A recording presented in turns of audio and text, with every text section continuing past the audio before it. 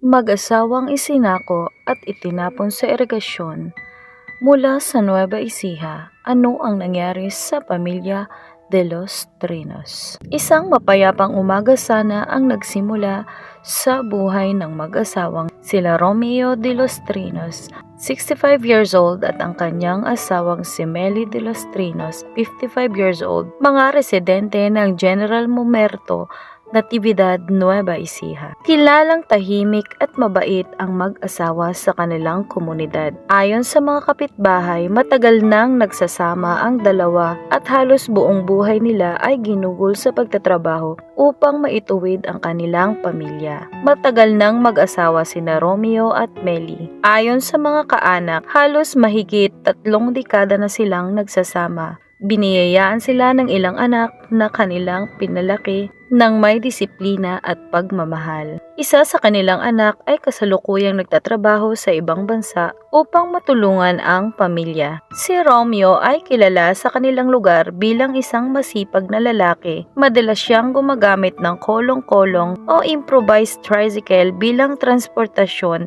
sa kanilang pang-araw-araw na gawain. Ito rin ang ginagamit niya sa maliliit na biyahe upang kumita. Si Meli naman ay isang mapagkalingang may bahay na tumutulong sa kabuhayan ng pamilya at kilala sa pagiging mabait sa kanilang komunidad. Ngunit hindi nila akalain na ang araw na iyon ay magiging huling araw na makikita silang buhay. Ang huling araw, pagkakita sa mag-asawa. Noong umaga ng March 6, 2026, nakita pa umano ang mag-asawa na umalis sa kanilang bahay. Ayon sa caretaker ng kanilang bahay, nagpaalam ang mag-asawa na sila ay pupunta sa Dalisag sakay ng kanilang kolong-kolong. Karaniwan lamang ang kanilang pag-alis, kaya't walang sino man ang nagduda, ngunit habang lumilipas ang oras, hindi na sila bumalik. Sinubukan silang tawagan ng kanilang mga kaanak, ngunit hindi na sila makontak. Lumipas ang 1 araw, 2 araw, 3 araw, hanggang sa tuluyan ng nabalot ng pangamba ang kanilang pamilya. 5 araw na paghahanap. Agad na nagsimula ang paghahanap ng kanilang mga kaanak at mga otoridad. Tinanong ang mga kapitbahay. Bago ko ipagpatuloy, kung nagustuhan nyo ang kwentong ito, sana po ay masuportahan nyo ang Ate Jo Story PH sa pamamagitan ng pag-like, pag-share, follow at pag-subscribe para maging updated sa mga susunod pang kwento ng misteryo, hustisya at katotohanan. Maraming salamat po sa inyong suporta. Ang pagpapatuloy. Sinuri ang mga posibleng rutang dinaanan ng kanilang kolong-kolong. Ngunit tila biglang naglaho ang mag-asawa. Habang lumilipas ang mga araw, lalo pang tumitindi ang pangamba ng kanilang pamilya hanggang sa dumating ang isang nakakagimbal na balita. March 10, unang bangkay na natagpuan. Noong March 10, 2026, araw ng Martes, naramdaman ng ilang residente sa Barangay Pupulon, Palayan City ng masangsang na amoy na nagmumula sa isang irigasyon. Nang kanilang sinuri ang lugar, doon nila nadiskubre ang isang sako na may lamang bangkay. Agad itong inireport sa mga otoridad. Nang buksan ng sako, tumambad ang bangkay ng isang lalaki na nasa advanced stage of decomposition. Kalaunan ay kinilala ito bilang si Romeo de los Trinos. Sa parehong araw, natagpuan din ng mga otoridad ang kolong-kolong na sinasakyan ng mag-asawa. Ito ay nakita sa bahagi ng irigasyon patungong Barangay Plateros sa General Mumerto, Natividad. Napansin din ng pulisya na nawawala ang plaka at side mirror ng sasakyan na maaaring indikasyon na may nagtangkang itago ang pagkakakilanlan ng kolong-kolong. March 11, ikalawang bangkay na natuklasan. Kinabukasan, March 11, 2026, bandang 3:00 ng hapon, muling nakaamoy ng matinding baho ang mga residente sa Purok Magallanes, Barangay Cabo, Cabanatuan City. Mula rito, sa isang irigasyon ng kanilang siyasatin, natagpuan ang isang pangsako na may lamang bangkay.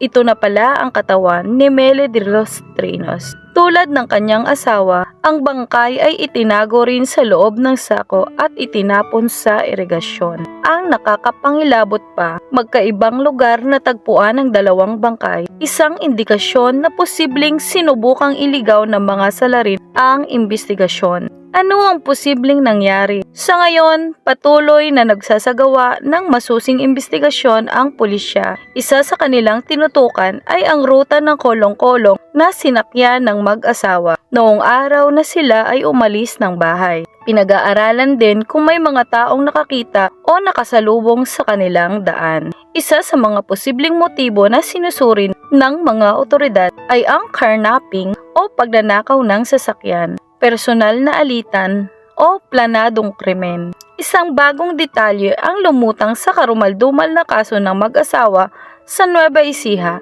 Posible bang pera ang motibo ng krimen? Sa programang Rapid Tulfo in Action, isinawalat ng pamilya na bago mawala ang mag-asawang sina Romeo at Meli de los Trinos, sila umano ay nakapagbenta ng kanilang alagang hayop na baka at pinaniniwala ang may hawak na pera sa araw na sila ay nawala.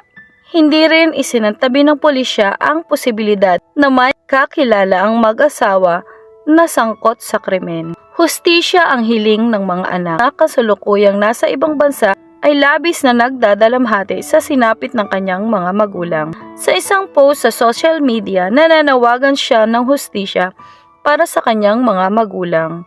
Umaasa siyang may mga taong makapagbibigay ng impormasyon upang matukoy kung sino ang may kagagawan ng brutal na krimen. March 12, huling paalam. Noong March 12, 2026, tuluyan nang inihatid sa kanilang huling hantungan ang mag-asawa. Sa gitna ng pagluha ng kanilang mga anak, kapitbahay, kaibigan, nag-alay sila ng panalangin para sa katahimikan ng kanilang kaluluwa. Ngunit kasabay ng kanilang pagluluksa ay ang matinding panawagan para sa hustisya. Sino ang gumawa ng karumaldumal na krimen? Bakit nila pinatay ang mag-asawa? At ano ang tunay na nangyari noong araw na sila ay umalis sa kanilang tahanan? Hanggang ngayon, isang malaking tanong.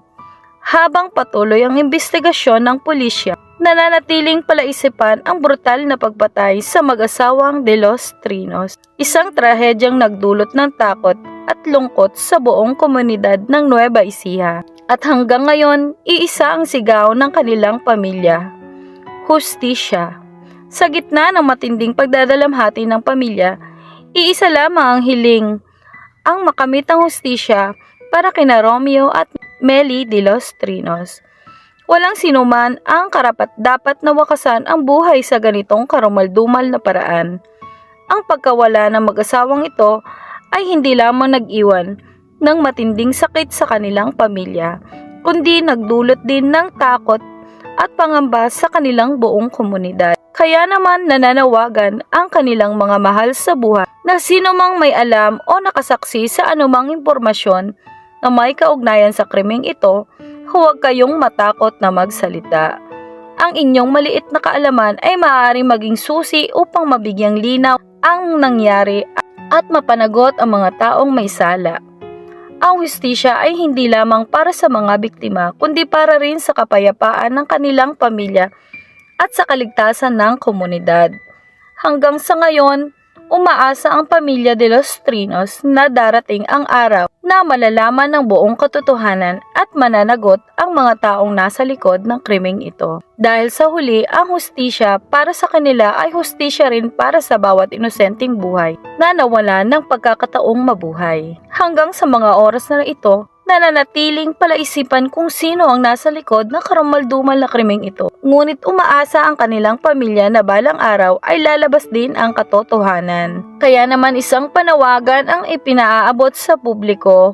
Kung kayo ay may nalalaman, may nakita o may anumang impormasyon na maaaring makatulong sa investigasyon, hinihiling ng pamilya na sana'y huwag kayong matakot na magsalita. Maaaring ang inyong maliit na impormasyon ay maging susi upang mabigyan ng hustisya ang dalawang inosenteng buhay na kinitil. Ang hustisya ay hindi lamang para sa mga biktima, ito ay para sa kanilang mga anak na naiwan, para sa kanilang pamilya na naghahanap ng katotohanan, at para sa komunidad na nais ng kapayapaan. Hanggang sa araw na mahuli at mapanagot ang mga salarin, patuloy na nanatiling bakas ang panawagan hanggang sa araw na mahuli at mapanagot ang mga salarin. Patuloy na mananatiling bukas ang panawagan. Hustisya para kina Romeo at Mely de los Trinos.